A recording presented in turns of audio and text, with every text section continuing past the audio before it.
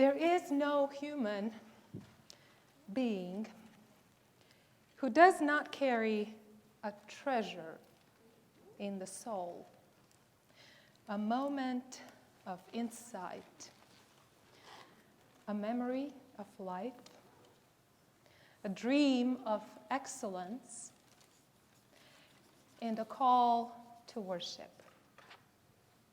Come as you are, and let us worship together.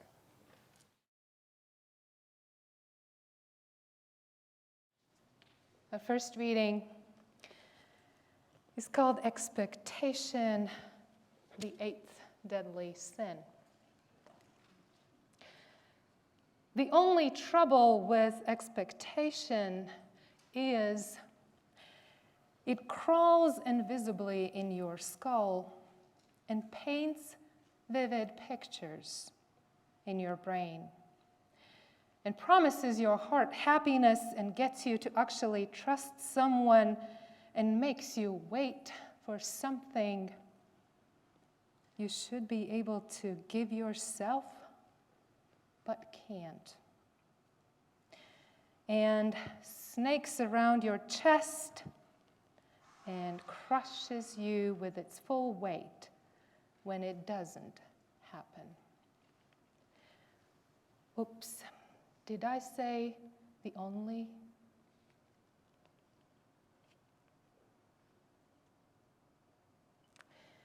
I invite you to a time of meditation, prayer, silence, whatever your practice is.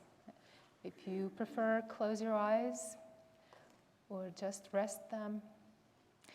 I will guide first with a prayer, and then we'll enter a time of silence.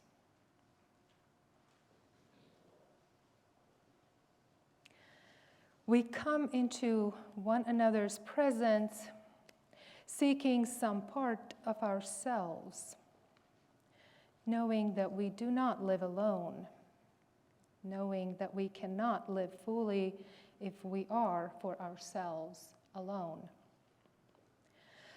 We come as ordinary people, each with strength and each with weaknesses, aware of our shortcomings.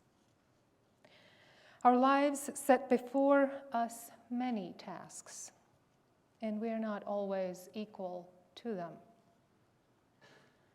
Too often we fall short of our best expectations of ourselves. We do not know enough. We are not patient. We fall into anger. We cannot find strength. We do not wait for wisdom. We lack vision. It hurts. It hurts to acknowledge our shortcomings. And yet, here we are, not always perfect, not always wise, but always human, gloriously and miraculously alive and breathing, wondrously and mysteriously human. May our time together renew our hope. May the stories we share refresh our courage. May the songs we sing lift our spirits. May the words we speak invigorate us. May the touch of hands, the sound of laughter, the sight of faces new and familiar restore us in faith. Amen.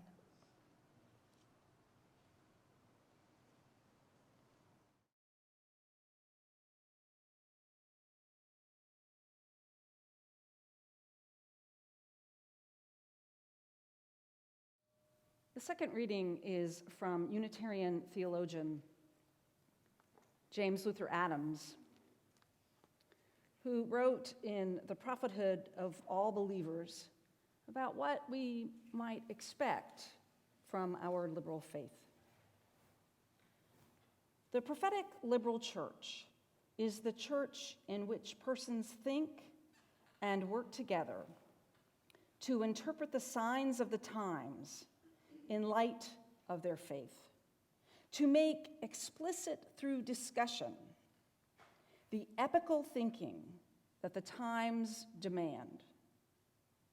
The prophetic liberal church is the church in which all members share the common responsibility to attempt to foresee the consequences of human behavior, both individual and institutional, with the intention of making history in place of merely being pushed around by it.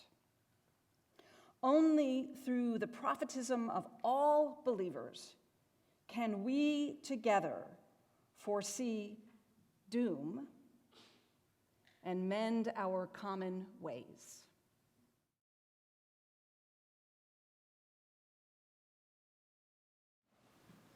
There are many stories about Albert Einstein. So you may have heard this, but if you haven't, that will be your chance. One day, Einstein was traveling on a train when a conductor came down an aisle punching tickets of every passenger. And when he came to Einstein, Einstein reached in his pocket vest, but he couldn't find his ticket. So he reached in his trousers, and it wasn't there. He looked in his briefcase and couldn't find it. The conductor said, "Dr. Einstein, I know who you are. Don't worry about the ticket. I know you got one." Einstein nodded appreciatively, and the conductor continued down the aisle punching tickets. But as he was ready to move to the next car, he turned around and he saw Einstein on his knees looking under his seat for that ticket. He ran back and he said, Dr. Einstein, I know who you are. I'm sure you bought a ticket." Dr. Einstein looked at him and he said, "Young man, I know who I am. What I would like to know is where I am going."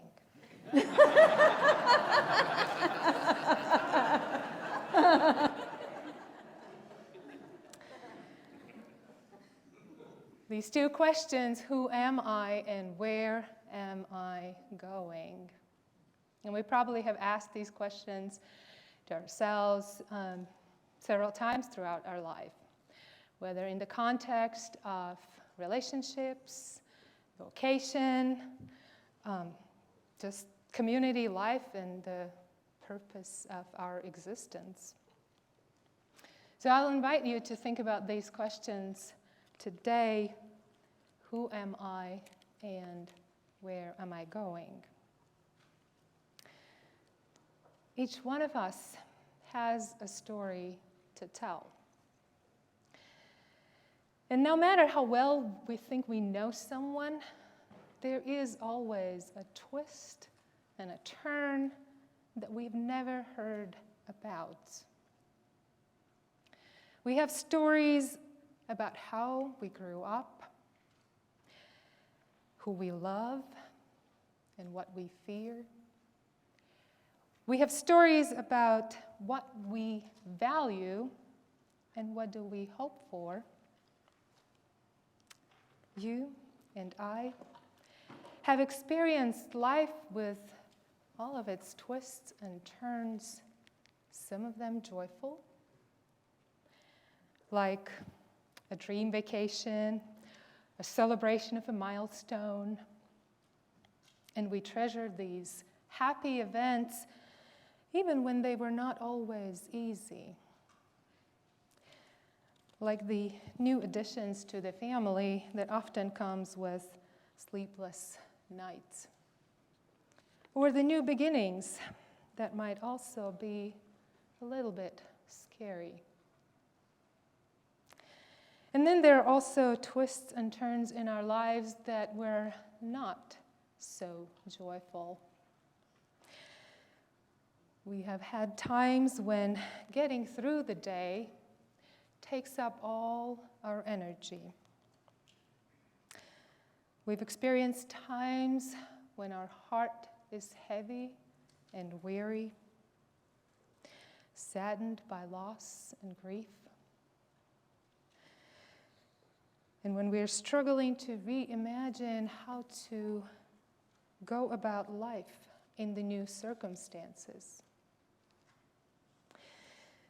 We have had times when our soul rages against hurtful actions of others, when our trust is shattered, or when we succumb under guilt after we ourselves have made a mistake. And we have stories about unexpected turns in our journey and how we struggled to find safety. In 1914, an advertisement showed up in a London's newspaper. It said, "Men wanted for hazardous journey, small wages, bitter cold, long months of complete darkness, constant danger, safe return doubtful, honor and recognition in case of success. Signed by Sir Ernest Shackleton." Yeah, who would answer such an ad, right? But I imagine this is not the description that we would aspire to sign up, maybe a few of us. But Sir Ernest Henry Shackleton was an Antarctic explorer. He was born in Ireland, and mostly his explorations were unsuccessful in reaching his set goals, so that's what he's known for. He wanted to reach South Pole first, but then a Norwegian explorer, Amundsen, beat him to it. So he decided a new plan. He's going to reach it, cross Antarctica via the South Pole, so a new plan, and supposedly placed this ad in the newspaper for seeking recruits. There were 28 men who responded, and you can learn more about them if you watch PBS Nova. They have some information about their credentials. So the crew began the journey, and within few months, their ship, Endurance, got trapped in ice, and later it sank. Shackleton's crew lived on a floating ice for a year. And then they eventually reached Elephant Island, which was deserted. Nobody lives there, really. So Shackleton took 5 men on a small boat to find help, and he did. All men were rescued and returned home. Nobody died in this expedition. This journey probably was not what they expected, but it was as advertised. Dangerous, cold, and long. What do we expect our journeys to be like? And how are we with those journeys that tend to take an unexpected turn? We have had times when our expectations fall short, when the vivid pictures in our minds, snakes around our chest, and crushes us with full weight, leaving us disappointed and hurt. We have had times when the waters of life change our imagined path, creating bruises from tossing us around in its currents, or when the boat gets stuck and we spend a long time on a floating ice, which, given the climate change, is melting gradually under our feet, leaving us wondering if we will ever make it to safety until we do. And today we may have somewhat complicated relationships with these experiences. Some of them have enriched us, lifted us up, made us stronger and wiser. And others have wounded us and left us hurting. What complicates our relationship with these stories even more is the pressure to excel in everything we do. There is no shortage of expectations. Some are coming from our friends, our family, some from our coworkers, others from ourselves. At one point or another, we have become aware of the pressures of our culture, insisting on perfection in our homes, in our life, family. Our children are expected to achieve much. We are expected to have a job and succeed in it. And think we're expected to run around and accomplish all the tasks on our to-do list, even when our bodies desperately need some rest. And then we come to church, looking for rest from our daily burdens, looking for community who will bear witness to our journeys and walk with us, particularly during the more difficult times.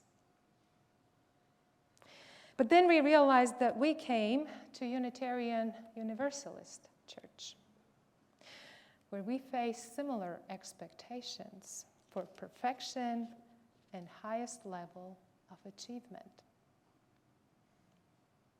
Nancy MacDonald Ladd writes, liberal religious people not only tend to believe that we are called to perfection, but we also believe that we are already basically perfect.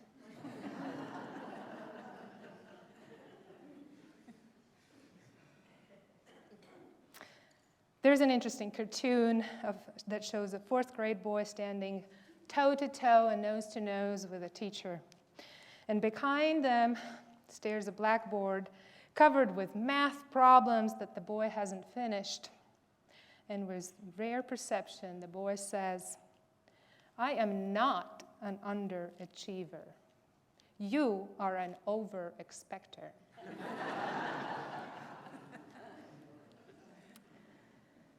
We have inherited this perfection ideal in our theology.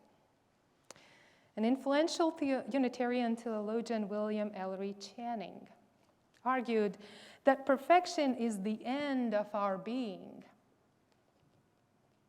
His high view of human agency presumes our ability to self-improve towards perfection.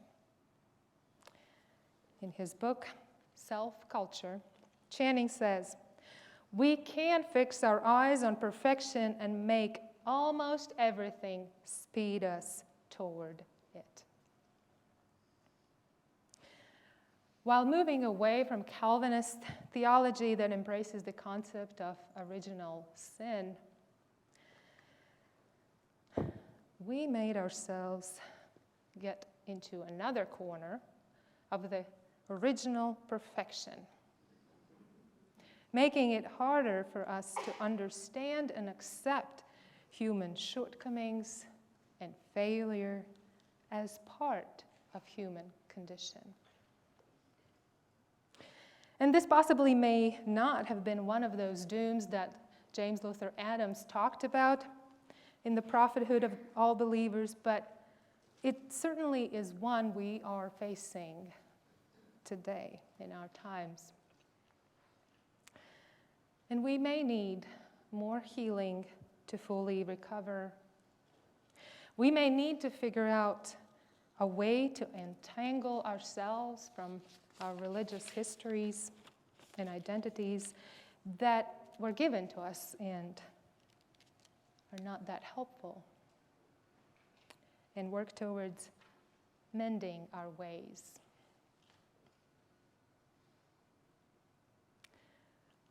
All of our experiences have shaped and changed us and brought us to where we are today. So where are we going next? Pastoral theologian David Hogg says, "Imagination is not an occasional detour from reality, but an ongoing process of making sense of the world." So when we imagine the future, we draw on a strength in our experiences to make sense of those. Neurosciences tells us that imagination and memory are not separate processes.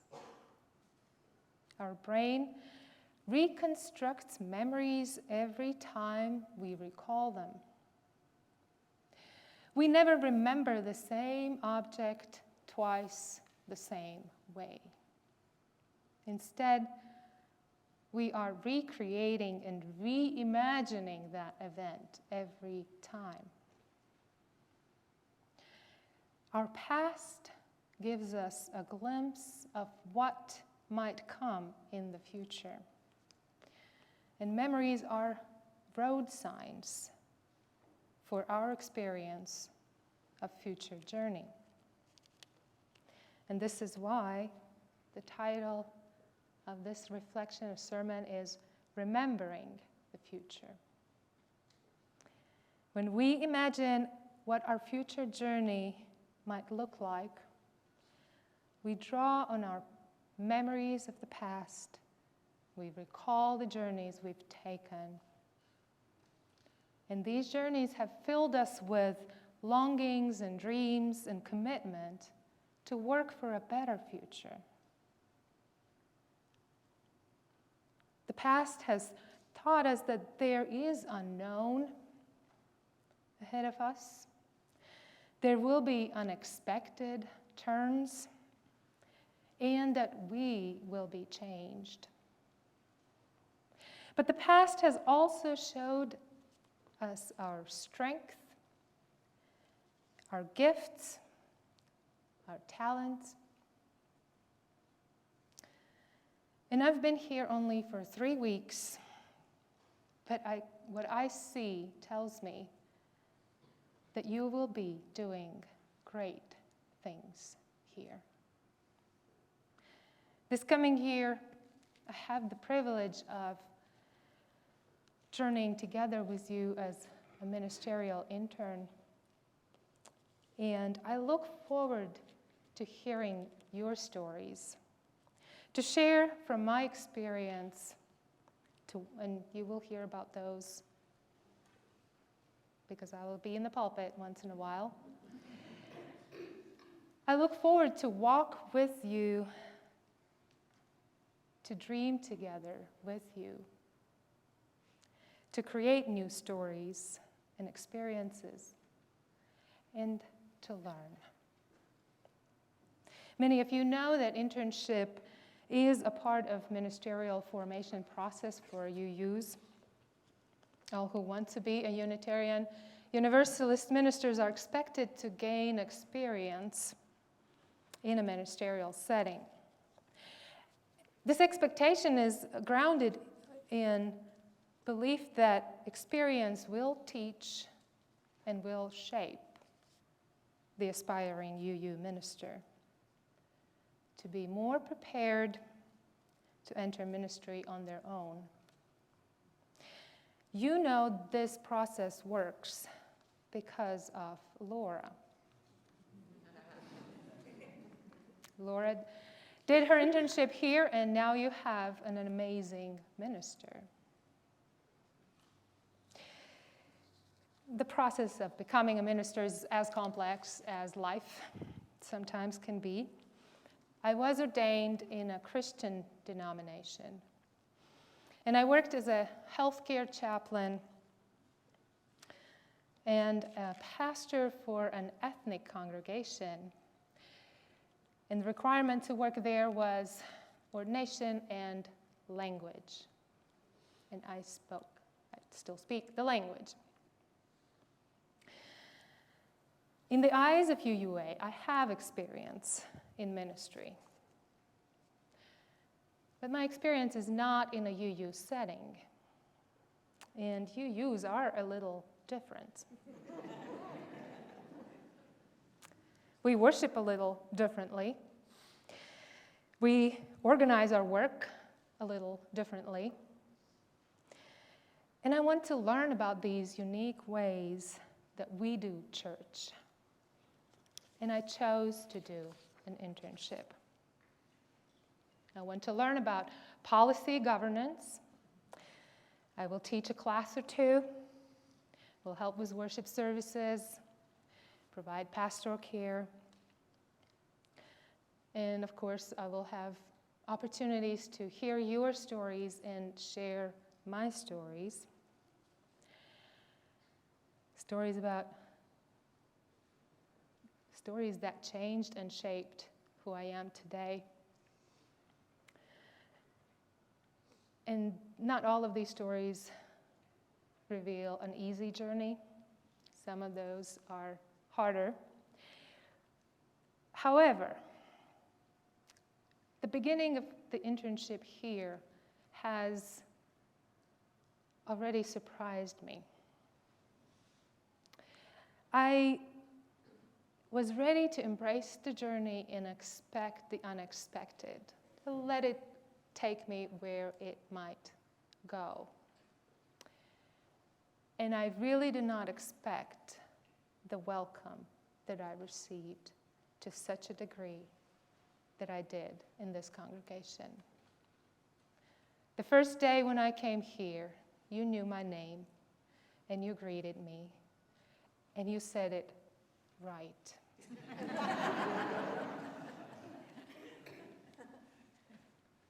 It is a big deal. It is a big deal because I am an immigrant. And having a name that is different, unique, and hard for English speakers to pronounce is a daily reminder that I'm not from here and that there are many who wish I was not here. And when I learned that you all had practiced to say my name, it blew my mind. I wrote about that in my doctoral work. I heard another friend of mine, participant in the research, became my friend later, that she had experienced that, and I was jealous. I thought, that's something. And now you made this a part of my story that I will always carry with me. And it makes me look forward even more to what this year will bring. And I sing praises to the journey together with you.